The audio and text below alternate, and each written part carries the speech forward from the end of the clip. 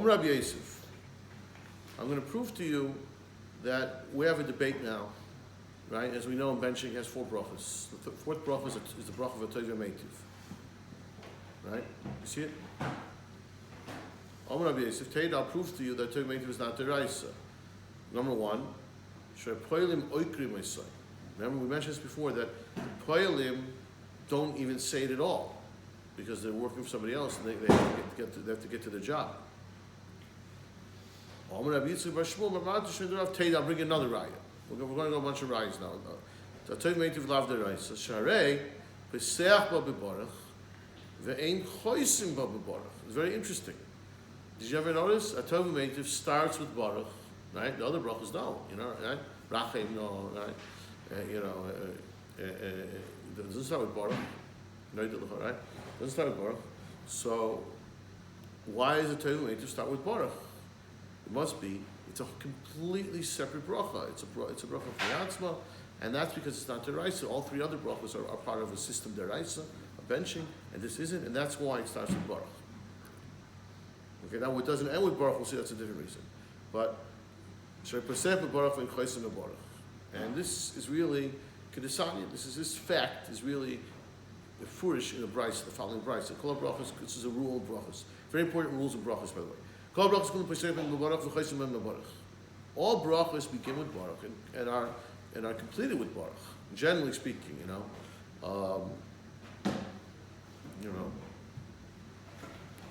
Alamichia, starts with ends with baruch.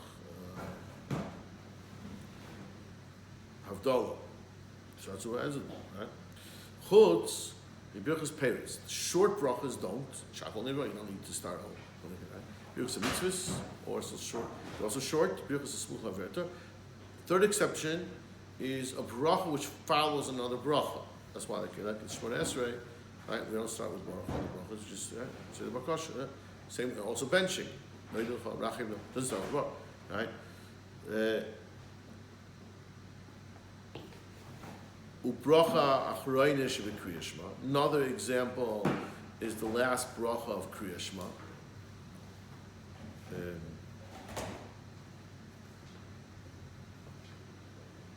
It means that is from Muna.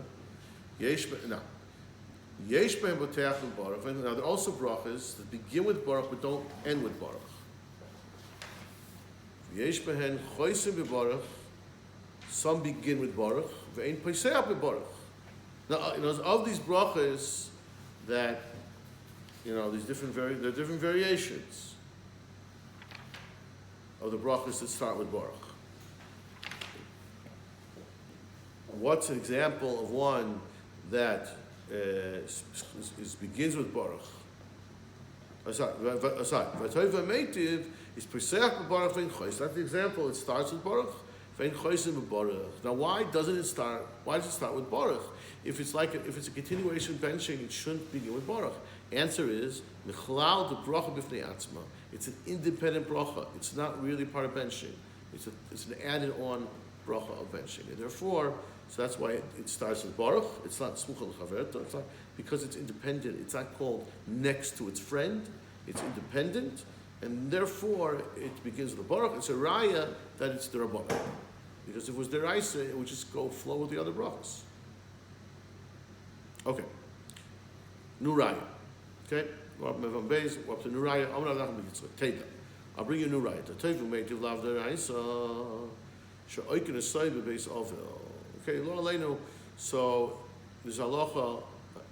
I don't think we make this bracha anyway, but we'll see in a minute. But they skip this bracha in the base ovel. When someone's sitting shiva, he doesn't say this. What do they say in the house of mourning? They say Baruch Hatoy V'Ameitiv. They say a special bracha Toy V'Ameitiv. That's one shita. I don't know if we do this. Baruch Daina Emes. We make Baruch Daina Emes. Baruch Daina Emes. So we're going to ask, what's the pshat? A Toy V'Ameitiv in Daina Emes. No, why would you say, if you're mourning, why would you say a Toy V'Ameitiv? El Ema Afa Toy V'Ameitiv. You make both. You make a Toy V'Ameitiv, and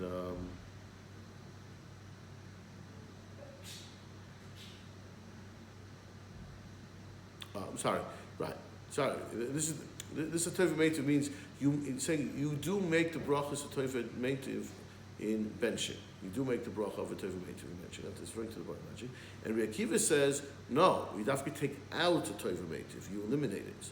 And you actually say Daina Emes. I don't know if that's connected to benching, but you eliminate it and you only say Daina Emes. So you see that Rabbi Akiva removes a Tova Meitiv in the house of mourning. So it's a raya that it's obviously not deraisa. How else can you do such a thing? Okay. Similarly, someone makes a story. Mazuta Ikla Beirav, Ashi. He was visiting the house of Rav Ashi in Itra Lemilsa. Something bad happened. There was mourning. Pasach u'barach ha-tova meitiv. Kel emes dayin emes. Shafit said it, look at b'mishpat. He made the following bracha. Barach ha-tova meitiv. Maybe this is part of benching. A little bit confused at this point. Barach ha-tova meitiv. Kel emes dayin emes. Shafit said it, look at b'mishpat. V'sholim b'iloi. Malasas b'ketzoino. He called it b'mishpat kol shaloi. V'nachna v'avodim. This is all the nusach of the bracha. Anachtu, where's Amai and Zavada, B'chol Anachtu Chayavim. In every situation, as bad as it is, we're moided to Hashem, U'levorchoi, that Hashem should be goyded pirtzos. He should close the fences. He should protect us. U'yigdas a pirtzos azois b'Yisrael. He should protect us. L'chaim, l'chaim. So, in fact, they did make that bracha, and. In the story, they did use the Tova Meitiv, but Rabbi Akiva says, let's cut out the Tova Meitiv, and that was our proof that, again, that Tova Meitiv is the Derabanan, not the rice. Okay, we now go back, there's really a stop here in the Gemara, we now go back to our sugya of Zimun. And now we have a big question in Hilchos Zimun, and the question goes as follows. And the truth is, the way Rashi learns it, I think we're going to learn this like Rashi here.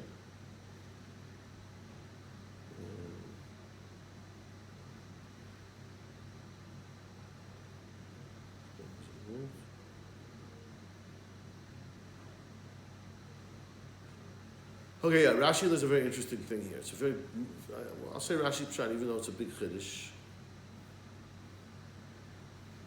Rashi essentially says that, okay,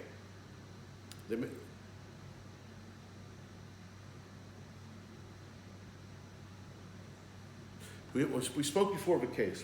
Two guys are eating, right? Two guys are eating a meal. And they bench, and they make zimun. And the third guy participates in the zimun. So now he heard the zimun, and if you remember, we have a bit of like this before. Maybe zimun even includes the first bracha, biggest amazon. We said according to Sheshis. Rashi, this is discussion is according to that. Zimun includes you say and then you make the first bracha benching.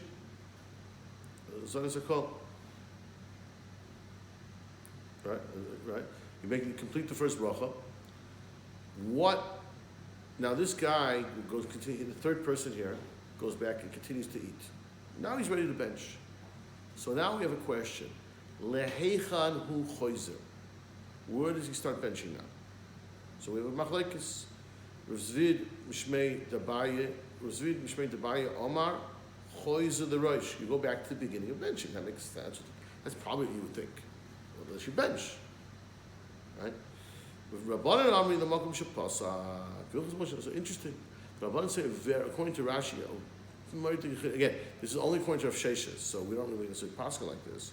It's not necessarily relevant, but according to Rav Sheshis, it says Birkas Aziman includes the first bracha. So he only. That means if you were not. So since he already did, he was Yaitze Zimun, even though he didn't really say the first bracha necessarily, but he goes back, or maybe it was Yaitze with the person saying it, but when he finishes eating now and benches, he does not start benching from the beginning. He starts for the second bracha. He starts Noidei Lecha. So that's when he starts to bench. That's the chiddush of, according to Rashi, in the sugya of the Rabbanan. That's the hilchos over here. Even though it's according to Rav Sheshis, so Taisus is a different pshat, so it could be it's not according to Rav Sheshis, so that's according to Rashi, it's irrelevant. Okay, Rabbi says Dr. Right. So now we're going to discuss some hilchos of Suda. Amar Reish Gelusa Rav Sheshis. The Reish Gelusa says to Rav Sheshis. Interesting thing. Avagav the Rabbanic Shishi Yitun. You guys are very old rabbis and you're very wise. I know, I'm not saying you're not wise, but you should know that, remember the Rish Kalusa lived in Bavel, he lived, he was familiar with, Bavel and Iran, what's it called, Paras, right? He said, you guys are very wise, but the Parsoim, the Persians, are Suda, are Bekir Binaychel. They're very wise in Tzorchei Suda. Why is that? What are they?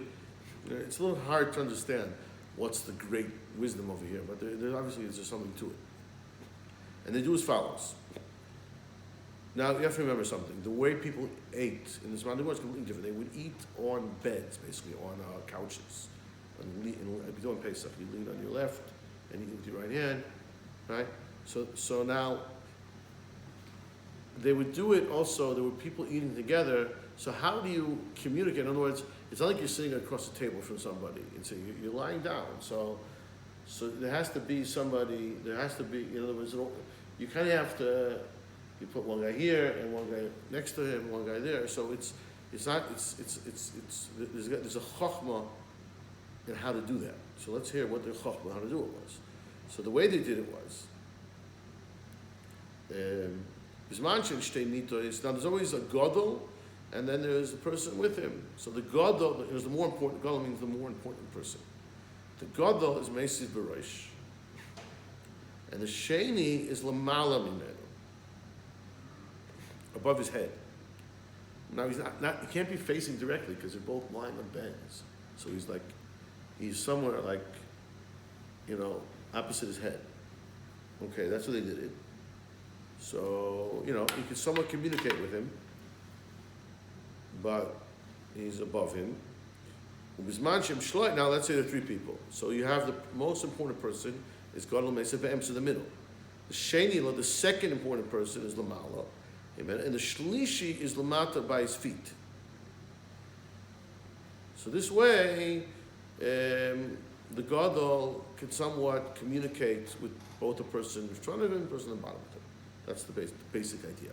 Now the Gemara has a question. I'm like, 1 second. The Yosef, so does that make sense? So we have a kasha on that. That's so smart. You think they're so smart? I think it's stupid, because when he's lying like this and he needs to communicate with the guy over here, so you're lying like this, you can't really see him because you're lying like this. You're kind of facing down when you're eating, because you're trying to eat the food, and he's by your head. So you have to kind of pick yourself up to speak to him. So why is that so smart? That's not. He wants something. Bring me the salt or something, whatever.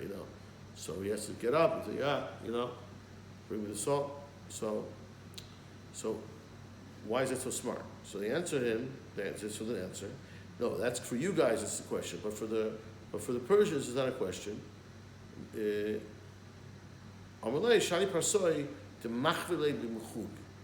know how to do sign language. Like they can be lying down, and they can tell them, this and that. Yeah, they know how to talk without getting up. For them, it was very good. Okay, that's one chachma. Let's hear a second chachma. Mayim Rishonim Me'echem Matchilim. What about Mayim Rishonim? Omalei. Now what's Minagodol? Okay. In other words, when you wash for the meal, everybody lines up, right? Everyone lines up to wash, right? And you start. The most important person starts. Makes sense? So he says, I understand. That makes sense to you.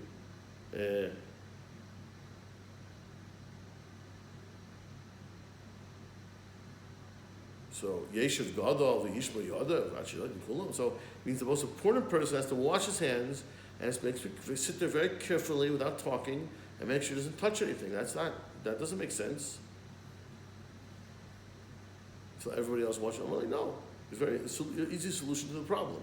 There's not Shabbos where there's like a Mishnah. It's Amalei la'altar ma'isi taka kamai.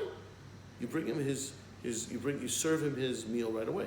He sits down and he doesn't wait. Right away, you bring him the meal, you bring him the food, you bring the bread. Okay. Second, where do you start mayim achroinim? When you wash your hands, the bench. Your hands are all dirty. You got to remember, in the Gemara, how they're eating? No fork and knife. You eat with their hands. Fork and knife is a new invention. It didn't exist. It didn't exist. Fork and knife is a new invention. It didn't exist before. A knife maybe existed because they had to cut things. They had a big knife. Spoons existed because how do you eat soup? But you don't find fork. You find the base of English they use the, mazleg to roast things, but to eating, there's no. It's a modern day invention. I don't know where it came from exactly. No one knows where it came from. You know where it came from. Right. Exactly. So the hands are all dirty. So that's why it's very important to do mayim wash your hands. So mayim achroinim make them atchilin. Amalei min hakota. So you start from the, in other words, because once you wash my achroinim, then you stop eating. So the least important person should wash his hands, stop eating first. And the gadol wants to continue to eat.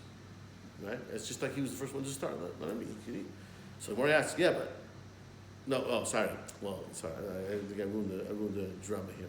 No, in other words, we're assuming they're all stopping to eat at the same time. But for some reason, the katan does my machronim first. So we said, why? That doesn't make sense. Well, Yosef Yad Bezuma, such a light and cool. Do you say the most important person there has to sit there and wait for everybody else to wash his hands? So no, the Persians have a good answer for this. He can eat. He can continue. You continue to serve him until everyone else is finished. Everyone else is finished. Then, when it's his turn to wash, then you take away his food. So Amar of Sheshes, he says, okay, I hear you guys, you Persians, but Lamaisa, Ana Masnisa. It's a Mishnah, it's a Brisa, Yidana. Tani, Keita Tzeder Seba. Look what it says. He sits below him, not above him. Then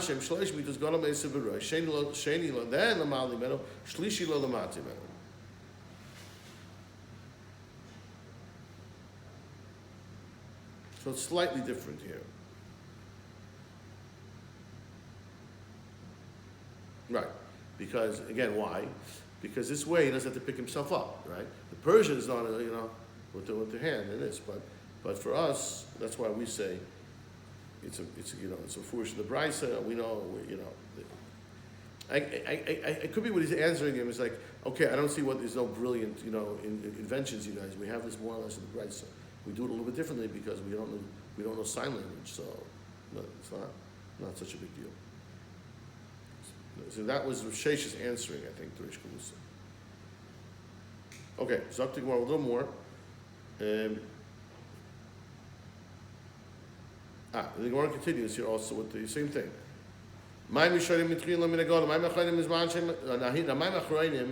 So here it depends. When there's a lot of people, there's only 5 people, so it's not much not much waiting. You start from the most important. It's a lot of people, so it's not nice to make the guy wait, make the gadol wait. So until they get to the last 5 guys, and then you then you give it to the gadol. When we're down to number 5, he's going to be the first of the 5.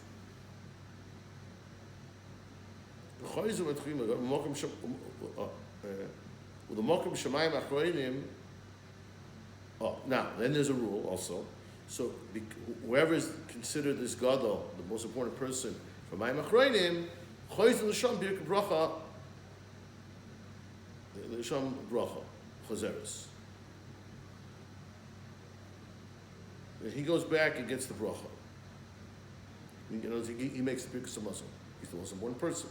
Same idea. The Saile, the Rav, the Nashim of Kol, Noitel Yada B'Achroina Tchila, the Achroina Tchila, the first of the last 5. That's the Achroina Tchila. Who mezumah the bracha? He's the one who makes the bracha. And we have a story about the Rav and Abchia and Yossi B'Sidosik and the Rebbe. And when the Rebbe, now all of a sudden in the middle of the meal, it's very strange. And Rebbe says to Rav, Kum Yodcha, wash your hands. So he's in trouble. And the Rebbe told him to wash his hands. He's throwing them out. What's going on? Chazit Kamirtas, he saw he was getting nervous. Amalei Bar Pachsi, I think it was a Bchia. So Rav told him, they called him Bar Pachsi. He's just, you don't understand, we understand. Rav is just telling you that you're going to be the one to bench, so you're washing first. You're going to do the mezuzah, so he who does the mezuzah washes his hands first. So he's saying to you, he's warning you, you're going to say Birkas HaMazon, you're going to lead the Birkas HaMazon, so you should look it over, you should get prepared, say Birkas HaMazon, right? They did all by heart, so just make sure you're ready to go Birkas HaMazon. I am going to Birkas Mezuzah, come along, get ready, and you're going to bench. That's all he's saying. He's always going to get nervous.